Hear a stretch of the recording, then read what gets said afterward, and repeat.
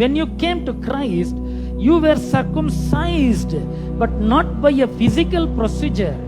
Christ performed a spiritual circumcision, the cutting away of your sinful nature, for you were buried with Christ when you were baptized. When you were baptized, you were circumcised. Christ performed a spiritual circumcision, the cutting away of your sinful nature.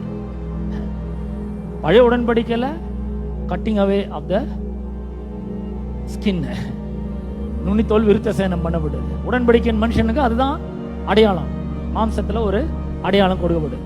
But today when we have been baptized, Christ performed a spiritual circumcision, the cutting away of your sinful nature. And for you were buried with Christ when you were baptized, and with him you were raised to a new life, because you trusted the mighty power of God who raised Christ from the dead. What a scripture! என்ன அற்புதமான ஒரு